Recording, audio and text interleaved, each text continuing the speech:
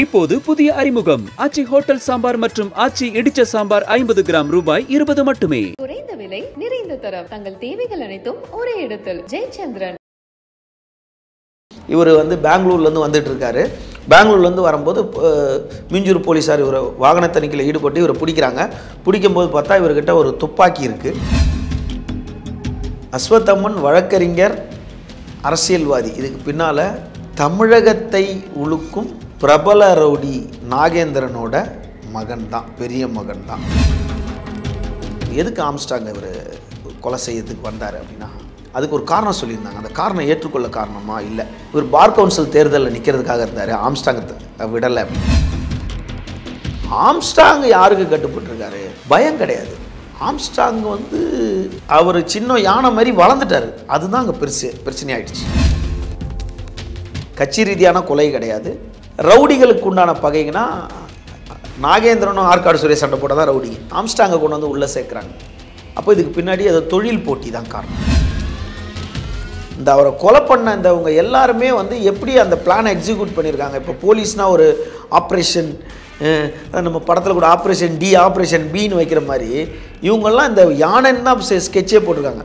யானை இப்படி வரும்போது யானை எப்படி போடணும், அப்படி போடணும்னு தான் ஸ்கெட்ச் போடணும்.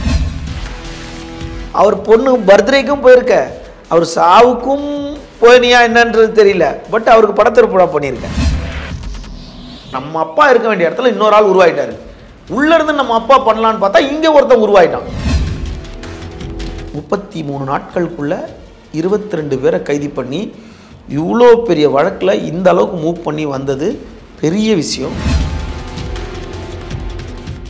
நியூஸ் கிளிட்ஸ் நேயர்கள் அனைவருக்கும் வணக்கம். நான் உங்கள் மணிமாறன். இன்று இந்த நேர்காணலில் நம்ம கூட பத்திரிகையாளர் விமலேஸ்வரன் அவர்கள் இணைந்திருக்கிறார். சார் வணக்கம். வணக்கம் பிரதர். ஆம்ஸ்டாங் கொலை வழக்கு பற்றி பேசிக்கிட்டே இருக்கோம். அவங்களும் கைது செஞ்சுக்கிட்டே இருக்காங்க, ஒரு பக்கம் காவல்துறை. இதில் தொடர்ந்து வழக்கறிஞர்கள் கைது செய்யப்பட்டுக்கிட்டே இருந்தாங்க. ஒரு இன்ட்ரெஸ்டிங்கான ஃபேக்டாகவும் ஒரு அதிர்ச்சி தரக்கூடிய விஷயமாகவும் அஸ்வத்தமன் அப்படிங்கிற ஒருத்தர் அரெஸ்ட் பண்ணுறாங்க. அவர் யார் அப்படின்னு விசாரிக்கும் போது அப்படியே அவருடைய பேக்ரவுண்ட் ஒரு டீட்டெயிலாக போயிட்டே இருக்கு. சார் என்ன தான் சார் நடக்குது? இப்போது கடந்த மாதம் 5ஆம் தேதி மாலை 6:40 மணிக்கு படுகொலை செய்யப்பட்ட ஆம்ஸ்டாங், அதற்கு பிறகு ஒரு 20 நாள் அதோட தொடர்ச்சியாக பல விஷயங்கள் ஊடகங்கள் வாயிலாக விவாதமாச்சு. உச்சபட்சமாக காவல்துறையினுடைய உயர் அதிகாரியான சென்னை பெருநகர காவல் ஆணையரே மாற்றப்பட்டார். அதற்கு பிறகு ஒரு காவல் ஆணையர் வந்தார். ரவுடிகளுக்கு புரியும் மொழியில் சொல்லப்படும் அப்படின்னார். 110வது காவல் ஆணையர் அவர். 110ன்றதே சட்டமன்றத்தில் அவசர காலத்தில் அறிவிக்கிறது தான். ஒரு தடாலடியாக கொண்டு 110 அறிவிக்கிறது தான். அந்த 110ல் ஒருத்தங்க அறிவித்ததுக்கப்புறம் அதுக்கப்புறம் அதை விமர்சனமே பண்ண முடியாது யாரும். அதே மாதிரி ஒரு அவசர காலத்தில் நியமிக்கப்பட்டவர் தான் சென்னை பெருநகர காவல் ஆணையராக அருண் ஐபிஎஸ் அவர்கள். அவர் வந்தவுடனே சொன்னார், ரவுடிகளுக்கு உரிய மொழியில் சொல்லித்தரப்படும்ட்டு இந்த வழக்குக்காக ஒரு காவல் ஆணையரை மாற்றிருக்காங்க. இதில் நம்ம முதல் ஒரு கூர்ந்து கவனிக்கப்பட வேண்டிய விஷயம் சட்டம் ஒழுங்கு. 33 நாட்கள் ஆயிடுச்சு. இந்த 33 நாட்களில் சென்னை பெருநகர காவல் ஆணையராக இன்னையோட 1 மாதம் ஆச்சு. 110வது காவல் ஆணையர். 1 மாதத்தில் ஒரு கொலை கூட நடக்கலை. இதை நீங்கள் கூர்ந்து கவனிக்கணும். அப்போது இங்கே சட்டம் ஒழுங்கு சரியாக இருக்குன்னு அர்த்தம். இங்கே இதுக்கு பின்னால் நீங்கள் போனீங்கன்னா, இவர் வந்ததுக்கப்புறம் ஒரு வடிவேல் படத்தில் ஒரு காமெடி டைலாக் ஒன்று இருக்கும். பசங்களாம் இங்கே வாங்க, அப்பாவை யாரெல்லாம் அடிக்கலை அப்படின்வாங்க. ரமேஷ் அப்பாவும் சுரேஷ் அப்பாவும் அப்படின்வாங்க. அதே மாதிரி தான் இந்த வழக்கில் இன்னும் எந்தெந்த கட்சிலாம் இல்லைன்னா இன்னும் ஒரு கட்சியோ 2 கட்சியோ தான் இந்த வழக்கில் கைது செய்யப்படுறாங்க வந்திருக்காங்க. அப்போது சரண்டரானவரில் ஒருத்தர் பாஜக, ஒருத்தர் திமுக, அதுக்கு பின்னால் ஒருத்தங்க அதிமுக, அப்புறம் தமிழ் மாநில காங்கிரஸ், அப்புறம் பாஜக ஒருத்தர், அப்புறம் திமுக ஒருத்தர், இப்போது காங்கிரஸ். புரியுதுங்களா? அப்போ கட்சி பாகுபாடு இல்லாமல் முதல்வர் சொன்ன மாதிரி உண்மையான குற்றவாளிகள் தண்டிக்கப்படுவாங்கிற கட்சி பாகுபாடு இல்லாமல் காவல்துறை நடவடிக்கை எடுக்குது. இன்றைக்கி 22வது நபரை பற்றி நம்ம பேசுகிறோம், கைது செய்யப்பட்டிருக்காரு இந்த வழக்கில். அப்போ 22 பேரை தாண்டி வரும்போது திருவங்கடம் இறந்த உடனே இந்த கேஸை மூடணும்னா காவல்துறை மூடியிருக்கலாம். அப்போ நியாயமான வரையில் விசாரணை போயிட்டுருக்கு. நம்ம வழக்கமாக சொல்கிற அதே டைலாக் தான். காவல்துறை விசாரணைக்கு போயிட்டு இருக்கும்போது நம்மளோட நேர்காணல் அந்த காவல்துறை விசாரணையை எந்த வகையிலும் பாதிக்காத மாதிரி தான் இருக்கும். இப்போது அஸ்வத்தம்மனை கைது பண்ணியிருக்காங்க. அதாவது 6ஆம் தேதி கைது பண்ணதா 7ஆம் தேதி தகவல் வந்துச்சுன்றாங்க. நம்ம ஆய்வு செய்ததில் அதுக்கு 2 நாள் முன்னாடியே கைது பண்ணியிருக்காங்க. யார் இந்த அஸ்வத்தம்மன்? இப்போ நீங்கள் கேள்வியில் என்ன கேட்டீங்க சார், தொடர்ந்து வழக்கறிஞராக கைது பண்ணுறாங்களே. வழக்கறிஞர் அங்கீகாரத்தில் இருக்கவங்கள கைது பண்ணியிருக்காங்க. இப்போது முதல்ல கைதி சரண்டரான அருள், அவர் நீதிமன்றத்தில் ஒரு 100 கேஸை ஜெயிச்சு தொலைச்சிட்டாரா? இல்லை 10 நிரபராதிகளை காப்பாற்றிருக்காரா சிறையிலேருந்து? அப்போது அவரோட அடையாளம் தான் வழக்கறிஞர்னு வச்சுருக்கார். ஒன்று. மலர்கொடி, அவங்க வழக்கறிஞர், முன்னாள் வழக்கறிஞர், இப்போ வழக்கறிஞராக இருந்தாங்க. இல்லை, ப்ராக்டிஸ் பண்ண நிறுத்திட்டாங்க. அப்போது அந்த வழியில் அவங்க ஈடுபடல. ஹரிகரன், அவர் இதில் பணம் கொடுத்ததுக்காக கூட சேர்ந்து கைது பண்ணாங்கன்றாங்க. அப்போது அவரும் நீதிமன்றத்தில் பெரிய லெவலில் ப்ராக்டிஸ் பண்ணாத நபர்.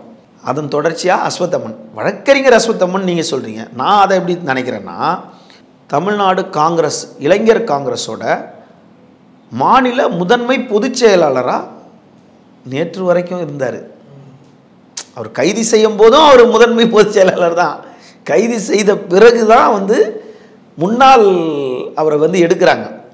ஆகஸ்ட் மாதம் 4ஆம் தேதியோ 5ஆம் தேதியோ ஏதோ ஒரு தேதி கொடுங்க, 2 தேதி முன்ன பின்ன ஆனாலும் காவல்துறை சொல்கிறத நம்ம எடுத்துக்கிறோம்.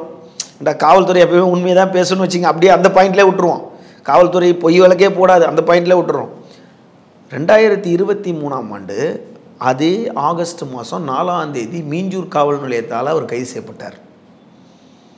அப்போவும் அவர் தமிழ்நாடு காங்கிரஸோட இளைஞர் காங்கிரஸோட மாநில முதன்மை பொதுச் செயலாளர் தான். அப்போ அவர் கொடுத்த கம்ப்ளைண்ட் யார்? கம்ப்ளைண்ட் பார்ட்டியும் ஒரு காங்கிரஸ்காரர் தான். இவர் அவரை மிரட்டினதாகவும், திரும்ப அவர் ஒரு 4-5 மாதம் பொறுத்து பிப்ரவரி மாதம் மிரட்டினதுக்காக அவர் ஜூலை இறுதியில் புகார் கொடுத்துருக்காரு. ஆகஸ்ட் 4ஆம் தேதி இவர் பெங்களூர்லேருந்து வந்துட்டுருக்காரு. பெங்களூர்லேருந்து வரும்போது மீஞ்சூர் போலீஸார் இவர் வாகன தணிக்கையில் ஈடுபட்டு இவரை பிடிக்கிறாங்க. பிடிக்கும்போது பார்த்தா இவர்கிட்ட ஒரு துப்பாக்கி இருக்குது. அந்த துப்பாக்கி எடுத்து பார்த்தா அது ஒரு லைசன்ஸ் இல்லாத ஒரு துப்பாக்கியாக இருக்குது அப்படின்னு சொல்லிட்டு இவரை உடனே நீதிமன்றத்தில் ஆஜர்படுத்தி இவரை சிறையில் அடைச்சாங்க. இது எப்போது? 2023 ஆகஸ்ட் 4ஆம் தேதி.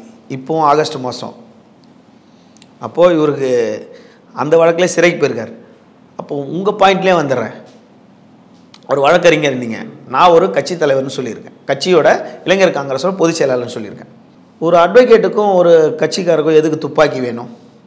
அப்போ இவர் தரப்பில் ஒருத்தர் சொல்கிறாங்க, அது ஒரு புட்டப்பாவே இருக்கட்டும், 10,000 ரூபா வச்சுருந்தாரு, மிரட்டினாரு, துப்பாக்கி இருந்துச்சு, அது புட்டப்பாவே இருக்கட்டும். ஆனால் அவர் தரப்பில் சொல்கிறாங்க இவர்கிட்ட லைசன்ஸ் கன்னே இருந்துச்சுன்றாங்க. ஆனால் காவல்துறை தரப்பில் இவர்கிட்ட லைசன்ஸ் இல்லாத கன்று வச்சுருந்தாங்கன்றாங்க. அப்போது இவருக்கு எதுக்கு கன்று? ஒன்று.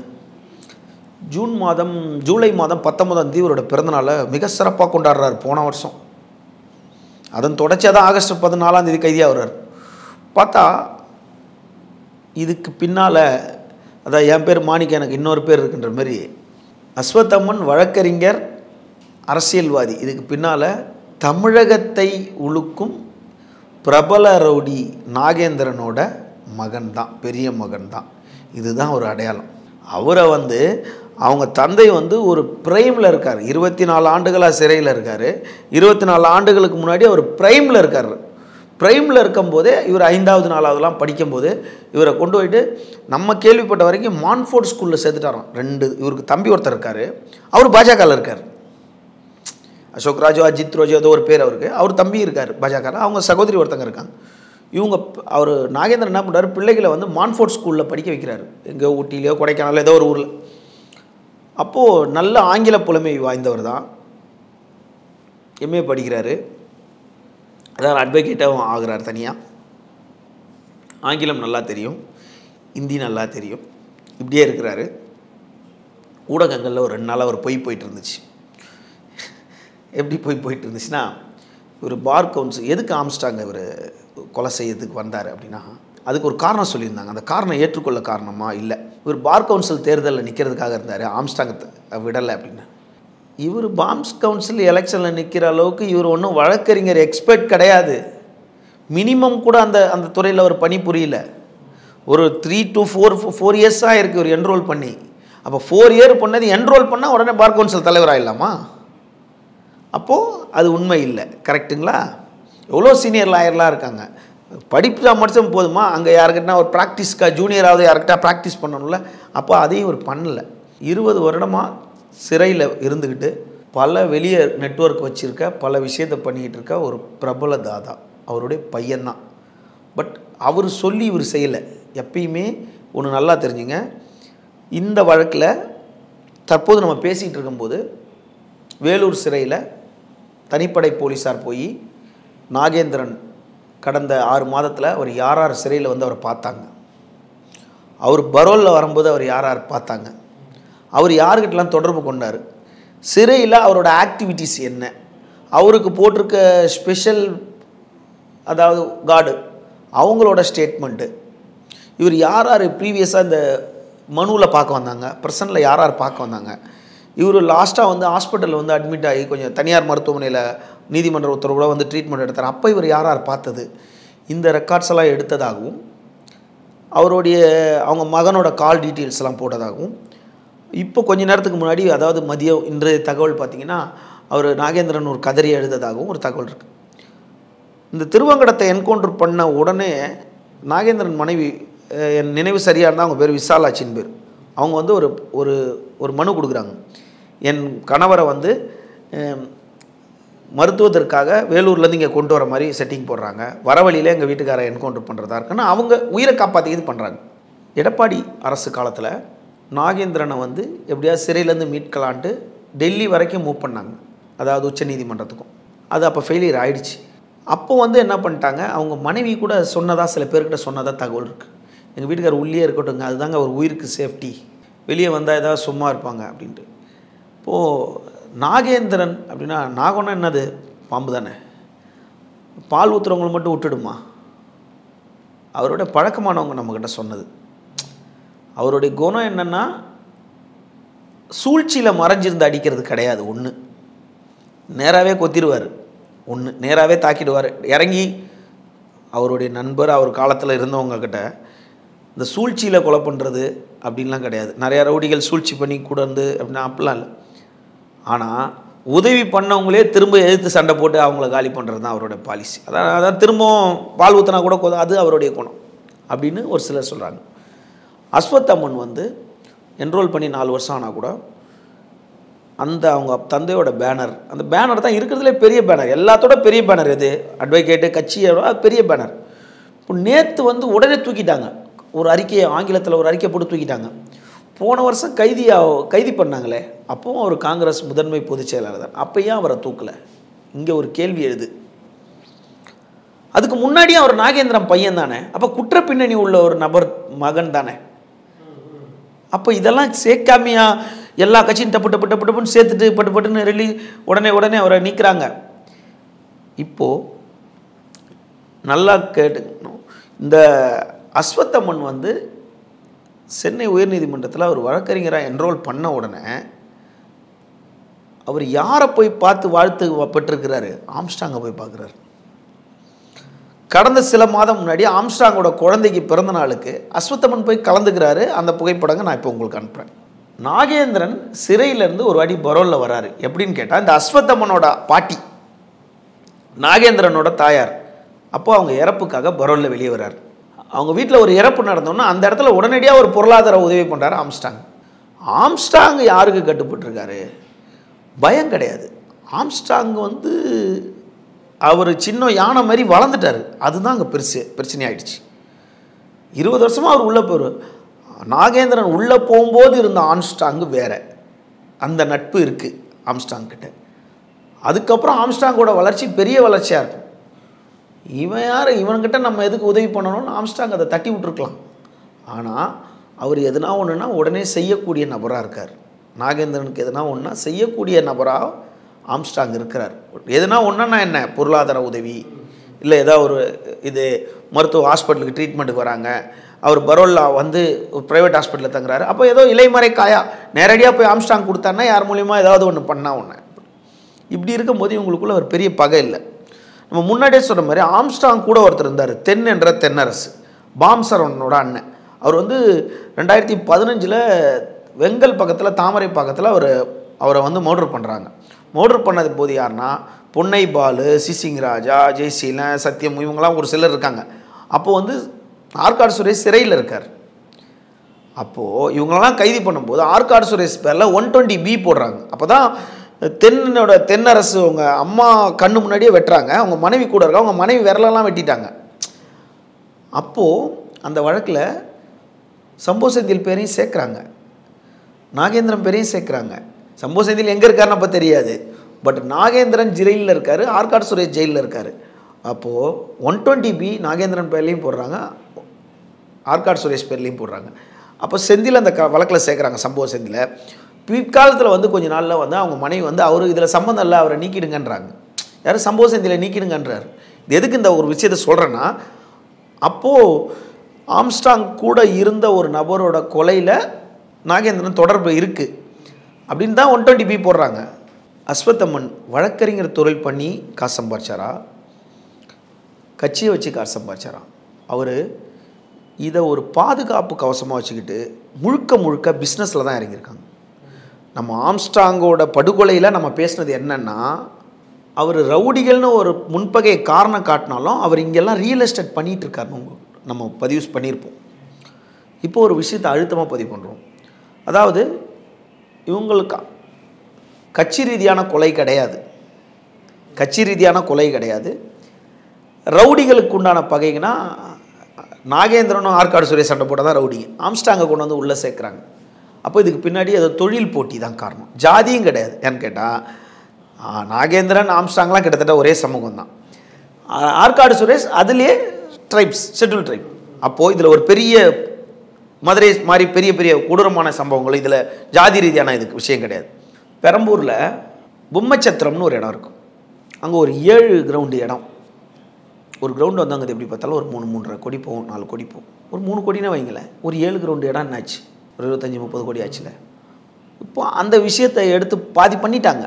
ஒரு சிலர் இருக்காங்க, நீங்களே அங்கே போய் விசாரிச்சிங்கன்னா அந்த பொம்மச்சத்திரத்தில் அங்கே வியாபாரிங்க கிட்ட கேட்டிங்கன்னா ஆமாம் இங்கே இருந்த கடையெல்லாம் லிட்டிகேஷன்லாம் எடுத்துட்டாங்க. அப்போ அது எடுக்கிறது யாருன்னு கேட்டால் சூரியனோட பெயரை கொண்ட ஒரு நிறுவனம், சூரியனோட பெயர் கொண்ட ஒரு ப்ரொமோட்டர்ஸ். அதோட உரிமையாளர் பேர் யாருன்னா பெருமாளோட பேர் கொண்டவர். அது எல்லாருக்குமே தெரியும். சூரியனோட பேர் கொண்ட ஒரு ப்ரொமோட்டர்ஸு, அதோட உரிமையாளர் யாருன்னா ஒரு பெருமாளோட பேர் கொண்டவர். இவர் அங்கே இருக்கார். இவர் கடந்த சில ஆண்டுகளாக ஆம்ஸ்ட்ராங்கோட தொடர்பில் இருக்க ஒரு தொழில் பண்ணும்போது அப்போது அவர் அங்கே ஃபுல்லாக அபகரிக்கிறார். ஆனால் அங்கே இருக்க வியாபாரிகள் எல்லாம் சண்டை வரும்போது என்ன சொல்லுவாங்க, அண்ணன் தான் ஆம்ஸ்ட்ராங் அண்ணன் தான் சொன்னார். யானை தானே, யானைன்னு நம்ம சொல்கிறோன்னா அவர் சின்ன யானைன்னு சொல்லலை. இந்த அவரை கொலை பண்ண இவங்க எல்லாருமே வந்து எப்படி அந்த பிளானை எக்ஸிக்யூட் பண்ணியிருக்காங்க. இப்போ போலீஸ்னால் ஒரு ஆப்ரேஷன், நம்ம படத்தில் கூட ஆப்ரேஷன் டி ஆப்ரேஷன் பின்னு வைக்கிற மாதிரி இவங்கெல்லாம் இந்த யானைன்னு தான் ஸ்கெட்சே போட்டிருக்காங்க. யானை இப்படி வரும்போது யானை எப்படி போடணும் அப்படி போடணும்னு தான் ஸ்கெட்ச் போட்டிருக்காங்க. நான் உண்மையிலுமே யானை பலத்தில் இருந்தவர் தான் ஆம்ஸ்ட்ராங்னு வச்சுங்க. அப்போது ஆம்ஸ்ட்ராங் பேரை சொல்லி அந்த ப்ரமோட்டர்ஸ் நல்லா பணம் அடிச்சிட்டாரு. அப்போது ஆம்ஸ்ட்ராங்க்கு அதோட அறுவடை கொஞ்சம் ஏதாவது பண்ணியிருப்போம். ஏன்டா அவர் ரியல் எஸ்டேட் பண்ணுறாரு, அவர் ரியல் எஸ்டேட் பண்ண மாற்றுக்கிறதே கிடையாது. இந்த மாதிரி இடத்துல மின்ட்டு வேசர்பாடி சத்தியமூர்த்தி நகரில் பிறந்தவர் நாகேந்திரன் பையன் வேசர்பாடியில். பக்கத்தில் மின்ட்டு இருக்குது, மின்ட்டு மேன் பவர் மைண்ட் இருக்குது, சால்ட்டு கோட்டா இருக்குது, பக்கத்தில் வந்து பேசன் பிரிட்ஜ் இருக்குது. இந்த பக்கம் அப்படியே வந்தீங்கன்னா வேசர்பாடி, அம்பத்தூர், ஆவடி, பெரம்பூர். பிஎஸ்பி இவங்களோட பெரிய ஹப்பு எதுன்னு கேட்டால் திருவள்ளூர் தான். திருவள்ளூர் தான் இவங்களோட பெரிய ஹப்பு. உதாரணம் பார்த்தீங்கன்னா இப்போ ஆம்ஸ்ட்ராங்க்கு பிறகு தலைவராக இருக்கார்ல, ஏன் அவரை இங்கேருந்துலாம் எடுக்காமல் பட்டாபிராமில் இருக்க ஒரு ஆனந்தனை தலைவராக போட்டாங்க? அந்த பக்கம் அவர்கிட்ட ஒரு பெரிய பெல்ட்டு வச்சுருக்காரு. அந்த இடத்துல ஆம்ஸ்ட்ராங் பிறகு அந்த பெல்ட் உடஞ்சிடக்கூடாது. அப்போ பொருளாதார ரீதியிலையும் ஒரு கொள்கையிலையும் ஆம்ஸ்ட்ராங்கால் ஒரு வளர்த்து விட்டவர்னு சில பேர் சொன்னாலும் யாரையும் வளர்த்து விட முடியாது, சுயமாக தான் வளருவாங்க. அப்படி அரசியல் சொல்லிப்பாங்க, ஆம்ஸ்ட்ராங்கால் வளர்க்க விடப்பட்டார். அவர் ஒரு வழக்கறிஞர்ன்றாங்க. அவர் வந்து ஒரு பெரிய பொருளாதாரத்தில் இருக்க ஒரு பட்டாபிராம் ஆனந்தன்றவர். அவரோட கண்ட்ரோலில் அந்த திருவள்ளூர் பெல்ட்டு பிஎஸ்பி உடையக்கூடாதுன்றாங்க. அப்போது இந்த சொன்ன இந்த ப்ரொமோட்டர் திருவள்ளூர்லேயும் போயிட்டு பல இடத்துல கை வச்சிருக்கு. இப்போ இதில் முக்கியமான விஷயத்துக்கு வந்துடும். அஸ்வத்தம்மனுக்கு என்ன வேலை அப்படின்னா, இங்கே எல்லா இடத்துலையும் கட்டிங் போடுறது தான் வேலை. அதாவது எல்லா ரியல் எஸ்டேட் நடக்கிற இடத்துல அங்கே போகிறது, யார் ரூட்டுன்னா அங்கே போகிறது. போனவுடனே என்ன பண்ணும், இந்த ரியல் எஸ்டேட் பண்ணுறவங்ககிட்ட யார் வந்திருக்கா, அண்ணன் வந்திருக்கா போன்னு சொல்லிட்டு. ஆனால் அவரே டைரெக்டாக போகிறாரா, அவர் ஆள் வச்சுருக்காரா அப்படின்னா, ஒரே ஒரு விஷயம் என்னென்னா, ரியல் எஸ்டேட் பண்ணுறவங்ககிட்ட இப்போ ஒரு சின்ன அந்த காலத்தில் பார்த்திங்கன்னா ஒரு வீடு கட்டிகிட்டு இருக்கோம், மணல் கொட்டினா ஒரு 2 பேர் வந்துடுவாங்க, கவுன்சிலர் வர சொன்னாருன்னுவாங்க. நான் ஒருக்கா கவுன்சிலர் சொன்னார் இந்த காலம் வரைக்குமே சார். ஆமாம், இப்போ இருக்குது, ஒரு சில இடத்துல இருக்குது, பல இடத்துல இருக்குது இல்லைன்னு சொல்ல முடியாது. அது இந்த கட்சி அந்த கட்சியில் இல்லை, எல்லா கட்சியிலும் இருக்குது. அதே மாதிரி வீடு விற்கிறாங்களா, ஒரே வார்த்தை, சார் நீங்கள் என்ன சார் இந்த வீட்டை விற்கிறேன்றீங்க, வாங்க வரேன்றீங்க, இந்த இடத்துக்கு நான் தான் இவ்வளோ நாளாக பார்த்துட்ருக்கேன், இந்த பொண்ணு பெரிய பொண்ணு ஆனதுலேருந்து நான் காத்திருக்கேன், இதுக்கு எப்போ பரிசம் போடலான்ட்டு நீங்கள் வந்துட்டீங்க, இது எந்த காலத்துலேருந்து நாங்கள் வெயிட் பண்ணியிருக்கோம், அதெல்லாம் எங்களுக்கு கொடுக்காம நீங்கள் ஒன்றும் பண்ண முடியாது, ரிஜிஸ்டர்லாம் பண்ண முடியாது, வாங்கிறீங்களா பார்த்துடலாமா, நீங்கள் எங்களுக்கு கொடுக்க வேண்டியதை கொடுத்துருங்க. ஓப்பனாகவே இருக்கும். கரெக்டுங்களா? தெரியாத ஆள் விற்றாலாம், ஏங்க என்னங்க இங்கே இருக்க ஆளை விட்டு நான் ஒரு ஆளை விட்டு உங்கள்கிட்ட வாங்கலான்னு பண்ணுறேன், நீ இன்னொரு ஆளுக்கு விற்கிறியா, எனக்கு கொடுக்குறத கொடு அப்படின்ட்டுருக்கும். இது ஒரு ரகம். இது கட்ட பஞ்சாயத்து பண்ணுறது, கமிஷன் கேட்டு வாங்கிறது. இன்னொரு இடத்துல லிட்டிகேஷனில் இறங்குறது. இப்போ இந்த இடமா வாரிசு யாருமே இல்லையா, அப்போ வாரிசு யாருமே இல்லையா, இங்கே ஒரு அமௌண்ட்டு, இது எவ்வளோ வேல்யூ, 10 கோடியா, அப்போ 2 கோடி தூக்கி உள்ளே போட்டோம்னா டாக்குமெண்ட்லாம் செட்டிங்காகி வந்துச்சுன்னா நம்மளுக்கு ஒரு 25%லேருந்து 50% கிடச்சினா கூட நம்மளுக்கு 5 கோடி ரூபா கிடைக்கும். அப்போ 2 கோடி போட்டு 3 கோடி எடுத்துரும். இதுவும் ஒரு பிஸ்னஸ் தான். இது லிட்டிகேஷன்றது நியாயமாக பண்ணும்போது பிஸ்னஸ், அடாவுடியாக பண்ணும்போது தான் அங்கே பஞ்சாயத்து நடக்குது. இப்போ 3வது இருக்குது பாருங்கள், இதுதான் மெயினாக சொல்ல வேண்டியது. இவனுங்களுக்கெல்லாம் எப்படி இந்த காசு வருதுன்னா, டபுள் டாக்குமெண்ட்டுன்னு இருக்கும். இடத்துக்கார் இங்கே இருப்பார், அவர் ஃபாரினில் எங்கேனா இருப்பார், இல்லை வேறு எதனா இருப்பார், அந்த இடத்துக்கு இன்னொரு டாக்குமெண்ட்டு செட்டிங் பண்ணி டபுள் டாக்குமெண்ட்டுன்னுவாங்க. டபுள் டாக்குமெண்ட் இல்லைன்னா சொல்ல முடியாது, டெய்லி பேப்பரில் பார்த்துக்கிட்டே இருக்கோம் எவ்வளோ பத்திரப்பதிவில் எவ்வளோன்ட்டு. டபுள் டாக் போடுறவங்ககிட்ட நேராக போகிறது, நீங்கள் 2 பேர் டபுள் டாக் போடுவீங்க, நான் பார்த்துட்டே இருக்கணுமா, பாதிக்கு பாதி எனக்கு கொடுத்துடணுன்ட்டு. ஏங்க ஒரு ரவுடி எதுக்கு போய்விடுவான், ரவுடியே எதுக்கு போய்விடுவான், ஜெயிலுக்கு போய்டுவானா, சாவுக்கு தான் போய்விடுவான். அப்போ ஒரு பில்டராக இருந்தாலும் விற்கிறவனாக இருந்தாலும் வாங்குறவன் இருந்தாலும் சாவுக்கு பயந்தானே ஆகணும். ரவுடியே பயப்படுறான், அப்போ இவனுக்கு சாவுக்கு பயந்த உயிருக்கு பயந்தானே ஆகணும். எதுக்கு தொல்லைன்னு காசு கொடுத்துட்டு போங்க. அப்போது ஆல்ரெடி இந்த இடத்துல ஒரு பெரிய யானை உருவாயிருக்கு. எங்கேயாவது போய் இங்கே டச் பண்ணால் நேரம் அந்த ஆளுக்கிட்டே போயிடுறாங்க. கரெக்டாக அந்த ஆளுக்கிட்டே போயிடுவான். இந்த ஆள் நம்ம அப்பா காலத்து ஆள், கரெக்டாக இவர்கிட்ட நம்ம திரும்பவும் போடுமே அப்படின்ற ஒரு ஈகோ உள்ளுக்குள்ளே ஓடிக்கிட்டே தான் இருக்கும். ஆனால் அஸ்வத்தம்மனை பார்க்கும்போது நீங்கள் எல்லா இடத்துலையும் அவன் பிஸ்னஸ் மைண்டாக தான் பேசியிருக்காப்புல. எந்த இடத்துலையும் அந்த ரவுடியை வச்சு போடணும், இந்த ரவுடியை வச்சு போடணும், இங்கே போடணும், அந்த ரவுடிங்க இப்படி, இந்த ரவுடி இத்தனை கேஸுன்ற வார்த்தையை அவர் பேச மாட்டாப்லையாம். பேசும்போதே அஸ்வத்தம்மனை பொறுத்தளவுக்கு பணம் பணம் மைண்ட் செட்டப் தான், பிஸ்னஸ், தொழில் தொழில் தொழில். தொழில்னா எப்படி, இந்த மாதிரி தொழில், தொழில் தொழில் தொழில், இடம் இடம் இடம், இது பண்ணுறோம் அப்படின்னா. இப்போ லேட்டஸ்ட்டாக பார்த்தா நேற்று 2 நாள் முன்னாடி நம்ம ஊடகத்தில் பார்த்தோம், அவர் பிறந்தநாள் கூட ஜூலை 19 வந்திருக்கு. இப்போ இதில் முக்கியமான விஷயம் என்னென்னா, ஆம்ஸ்டாங் ஜூலை மாதம் 5ஆம் தேதி அவர் இறந்தார், படுகொலை செய்யப்பட்டார். அதுக்கு ஒரு 20 நாள் முன்னாடி தான் நாகேந்திரனை வெளியே எடுக்கிறதுக்கு சுப்ரீம் கோர்ட் வரைக்கும் போய் கொஞ்சம் சில வேலையெல்லாம் அவங்க பையன் பண்ணியிருக்காரு. பட் நாகேந்திர மனைவி என்ன சொல்கிறாங்க, அவர் உள்ளே இருக்கட்டும், ஆனால் மேற்கொண்டு அவர் எந்த வழக்கையும் போட்டு போட்டு போட்டு அவர் கேரியரை காலி பண்ணாதீங்க, அவங்க உள்ளே இருக்கட்டும் அப்படின்னு அவங்க நினைக்கிறாங்க. ஆனால் உள்ளே வந்தால் சேஃபு, வெளியே வந்தால் எவனா ஒருத்தன் எதனா பண்ணிவிடுவான், அவரும் சும்மா இருக்க மாட்டார் அப்படின்னு அவங்க மனைவியோட எண்ணமாக இருந்தாலும், அவங்க பையன் எப்படியா அப்பாவை வெளியே எடுத்துடணும். எல்லா பையனுக்கும் இருக்கும்ல ஆசை. இப்போ நேராக விஷயத்துக்கே வந்துடுறேன். ஆம்ஸ்டாங் கொலையில் எப்படி அஸ்வத்தம்மனை சேர்த்தாங்க, இன்றைக்கி நாகேந்திரன்ட்ட போயிருக்காங்கன்னா, எந்த அப்பாவும் எவ்வளோ பெரிய ஆளாக இருந்தாலும் தன்னுடைய ஒரு 5 வயதில் பசங்களை படிக்கிறதுக்கு கான்வென்ட்டுக்கு அமிச்சு படிக்க வச்சு அவன் நல்லா படிக்கணும்னு கொண்டு வர எந்த ஒரு கொலகார அப்பாவும் புள்ளகிட்ட கத்தியை கொடுத்து அவனை போட்டுருவானான்னு சொல்ல மாட்டாங்க. அவனை போட்டுறா பிளான் பண்ணின்லாம் சொல்ல மாட்டாங்க. ஏன்னு கேட்டால் அஸ்வத்தம்மன் புடக்கிறதுக்கு முன்னாடியே அவங்க அப்பா பெரிய ரவுடி, கரெக்டாக?